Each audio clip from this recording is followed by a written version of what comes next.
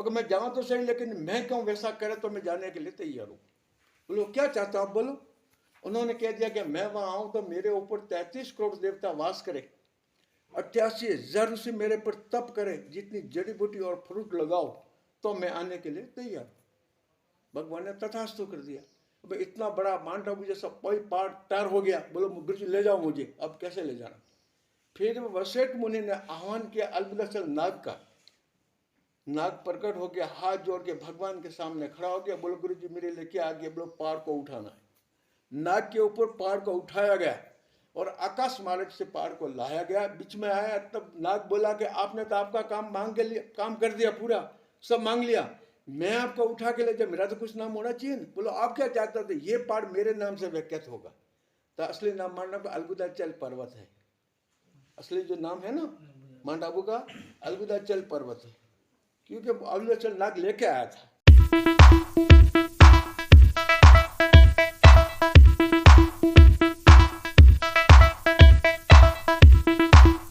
નમસ્કાર મિત્રો, આ માઉન્ટ આબુમાં આવેલી જગ્યા વશિષ્ઠ છે. વશિષ્ઠજીએ અહીંયા સાધના કરેલી, તેમની તપોભૂમિ રહી છે. આ આશ્રમના ઇતિહાસ વિશે ઉપરાંત આ માઉન્ટ આબુનું નામ એ અર્બુંદાચલ પર્વતમાંથી કઈ રીતે માઉન્ટ આબુ બન્યું તે બધી વાતો અહીંના મહારાજ આપણી સાથે કરી રહ્યા છે. તો આ જગ્યા એટલે વશિષ્ઠ અને તેમના મહારાજ પાસેથી ઇતિહાસની વાતો સાંભળીએ. दूसरे दिन हंसो, आपके गाय का दर्शन किया अंदर नंदनी। ये गाय दूसरे दिन चढ़ने गई, गाय को मालूम नहीं था कि ब्रह्म खाई इधर पड़ी है। वो जाते सीधी खाई के अंदर गिरी। 12 बजे तक गाय नहीं आई। भगवान सोचा आज गाय क्यों नहीं आई, वो देखने गए तो खाई के अंदर गिरी हुई। अब भगवान ने सोचा अब गाय को कैसे निकाले, ब्रह्म खाई में से अब कैसे निकाले गाय। फिर उन्होंने आह्वान किया सरस्वती का, जो कुंड से पानी आ रहा है वो वैसा वैसा पहाड़ का पानी नहीं, ये सरस्वती नदी है, ठीक है। सरस्वती का आह्वान किया, सरस्वती प्रकट हो गई, हाथ जोड़ के भगवान के सामने खड़ी होगी, बोलो गुरुजी मेरे लेके आ गया कि मेरे खाई को भरना, मेरे गाय अंदर गिर गई। तब सरस्वती ने 7 धारा चालू कर दी खाई भरने के लिए। जैसे जैसे पानी ऊपर आता गया, जैसे गाय ऊपर आती रही, धीरे धीरे पूरा भर गया, अपने आप गाय बाहर निकल गई। भगवान ने सोचा मेरे पास ताकत थी, मैंने गाय को बाहर निकाला, और भी हादसा हो सकता है, इनको बेचारा कौन करेगा, इसको पूरना चाहिए। तब वशिष्ठ मुनि हिमाचल पर्वत के पास गए। हिमाचल पर्वत के 100 पुत्र थे, बड़े लड़के का नाम नन्नीवर था। उससे जाके बोला कि तू मेरे साथ चल, तेरे को खाई के अंदर पुरना है। तो उसने मना बोल दिया, गुरुजी हिमाचल जैसा पहाड़ छोड़ के मैं बंजर भूमि में क्या लेने आऊँ। ये बंजर भूमि थी पहले, कुछ नहीं था, पहाड़ बीट झाड़ बीट कुछ नहीं था, कि बंजर भूमि में क्या लेना आऊँ, मैं नहीं आऊँगा। उन्होंने मना बोल दिया। तब हिमाचल ने कहा कि बेटे ये वशिष्ठ मुनि है, सब देवताओं के गुरु है, इनको आप मना नहीं बोल सकते, आपको जाना जरूरी है। तो अगर मैं जाऊँ तो सही, लेकिन मैं कहूँ वैसा करे तो मैं जाने के लिए तैयार हूँ। बोलो क्या चाहते हो आप, बोलो। उन्होंने कह दिया कि मैं वहाँ आऊँ तो मेरे ऊपर 33 करोड़ देवता वास करे, 88,000 ऋषि मेरे पर तप करे, जितनी जड़ी बूटी और फ्रूट लगाओ तो मैं आने के लिए तैयार हूँ। भगवान ने तथास्तु कर दिया। अब इतना बड़ा माउंट आबू जैसा कोई पहाड़ तैयार हो गया, बोलो गुरुजी ले जाओ मुझे। अब कैसे ले जाना? फिर वशिष्ठ मुनि ने आह्वान किया अलबुदचल नाग का। नाग प्रकट हो गया, हाथ जोड़ के भगवान के सामने खड़ा हो गया, बोलो गुरुजी मेरे लिए क्या आगे, बोलो पहाड़ को उठाना है। नाग के ऊपर पहाड़ को उठाया गया और आकाश मार्ग से पहाड़ को लाया गया, बीच में आया। तब नाग बोला कि आपने तो आपका काम मांग के लिया, काम कर दिया, पूरा सब मांग लिया, मैं आपको उठा के ले जाऊं, मेरा तो कुछ नाम होना चाहिए ना। बोलो आप क्या चाहते थे? ये पहाड़ मेरे नाम से व्याख्यात होगा। तो असली नाम माउंट आबू अलबुदचल पर्वत है।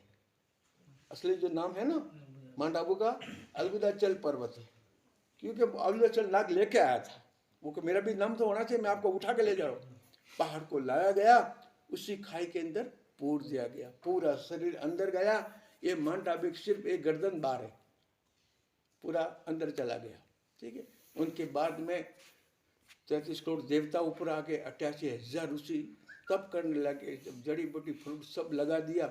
उनके बाद में कभी कभी अठवाडिये एक बार पहाड़ हिलता था, तब से का तब टूट जाए। तब से भगवान के पास आए, बोलो गुरु जी ये क्या, हम तब करने में हमारे पहाड़ तो कभी कभी हिलता है, हमारा तब टूट जाता है। तब वशिष्ठ मुनि ने अंतर ध्यान किया, देखा तो सब देवता है, लेकिन शंकर भगवान नहीं आए। उनका आह्वान स्तुति की और वो प्रकट होके बोले मैं नहीं आऊंगा। वहां से पैर लंबा कर दिया, बसवेश्वर महादेव गए है ना, वहाँ अंगूठे वहां अस्थायी कर दिया पहाड़ को, अब पहाड़ नहीं हिलेगा। शंकर भगवान है वो अंगूठे की पूजा होती है, वह शिवलिंग नहीं है। उसके नीचे ब्रह्मखाई आपको मिलेगी, अंगूठे के नीचे कितनी गहरी थी उसका प्रमाण वहाँ मिलेगा आपको। ठीक है, वो अनगे वो अस्थायी कर दिया। उसके बाद में अस्थायी हो गया, पहाड़ अस्थायी हो गया। उनके सरस्वती ने जाने की आज्ञा मांगी कि उनका खाई भरती थी, उनके काम पूरा हो गया था। तो भर्गो ऋषि और वशिष्ठ मुनि दोनों आपस में बात करते थे। सरस्वती ने जाने की आज्ञा मांगी, गुरु जी मुझे भी जाने की आज्ञा, आपका काम मैंने पूरा कर दिया। तब भर्गो ऋषि नाराज हो गए कि हम साधु लोग बात करते, बीच में बोलने का आपको अधिकार नहीं था। सरस्वती को श्राप दे दिया कि तुम खून की धारा बो। तब रोने लगे, भगवान के पास आए, गुरु जी मैंने जाने की आज्ञा ही मांगी थी और भर्गो ऋषि मुझे श्राप दे दिया।